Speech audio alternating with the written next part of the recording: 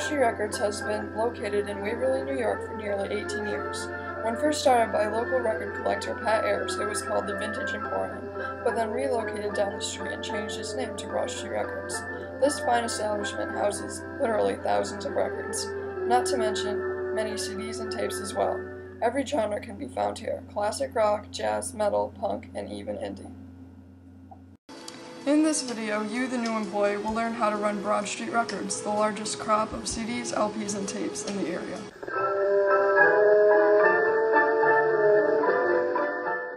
The first thing you do when you get to work is you want to put this wooden sign out into the sidewalk.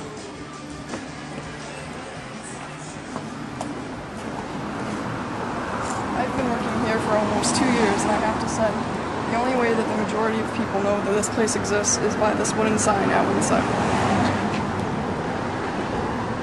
The next thing to do after opening the store to the public is sweeping. The customers will have more respect for the store if it's cleanly. Every day I come in here and there's always new dust, dirt, and leaf debris to be swept.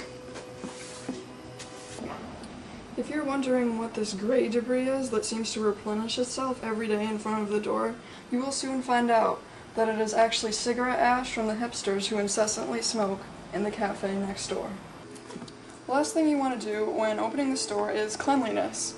You want to make sure after you touch any of the records that you wash your hands. The records will leave a gray residue on your fingertips. The bathroom is located in the back room, by the way, new employee.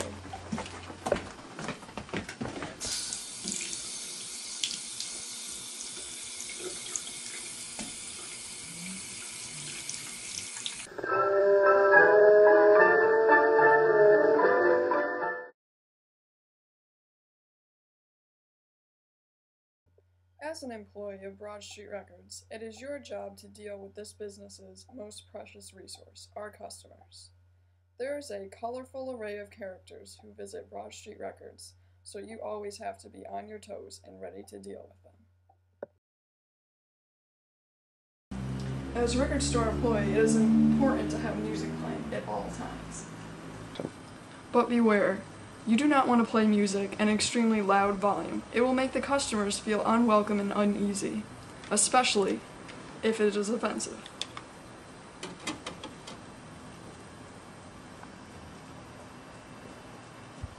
Started this shit. Fuck what you into, fuck what you been through, fuck where you going. Fuck who's scared of you, fuck if you get bedtime.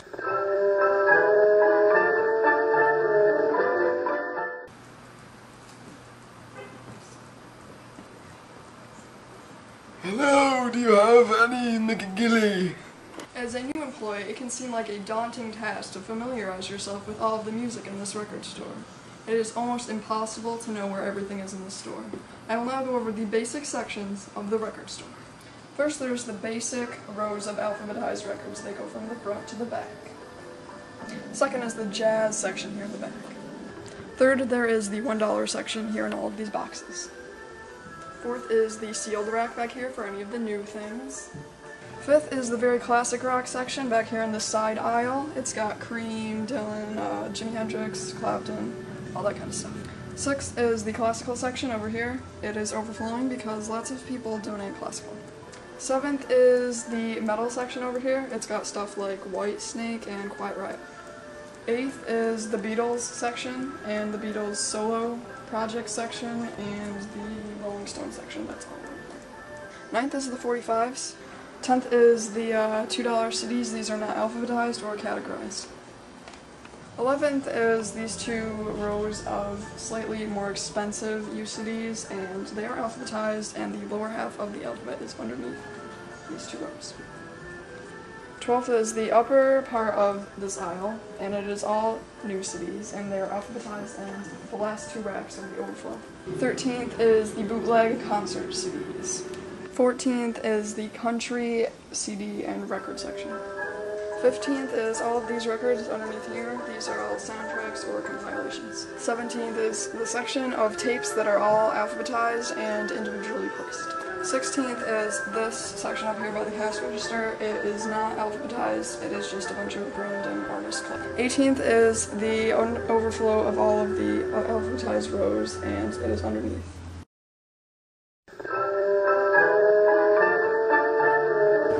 When you work at the record store, you'll find out that there's a lot of people who want to sell you things. Sometimes they're quality goods, and other times they are just copies of records that we already have a lot of, or just plain old garbage. Sometimes when working at Broad Street Records, people will try to sell you garbage over the phone. Broad Street Records. Hi there. Would you be interested in buying a Scarface dartboard? No. Alright then. Bye. Bye.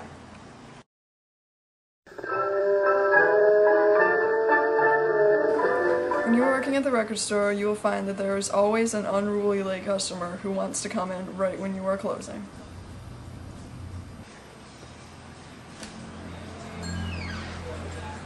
Get out.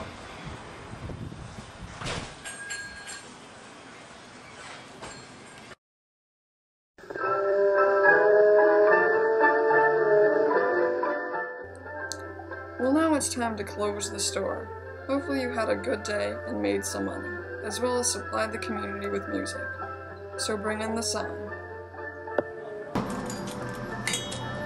And lock up.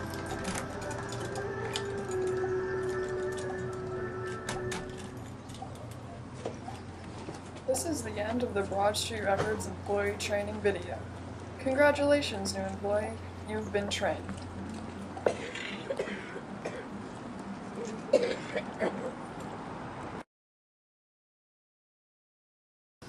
Oh, is anyone there?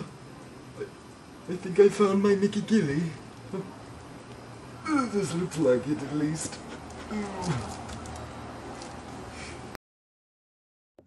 Oh, it's empty. The sleeve is empty. I'll never be able to listen to Mickey Gilly now. Oh, the humanity. I think I've tripped upon a stone. Oh, a human skull. How did that get there? Oh!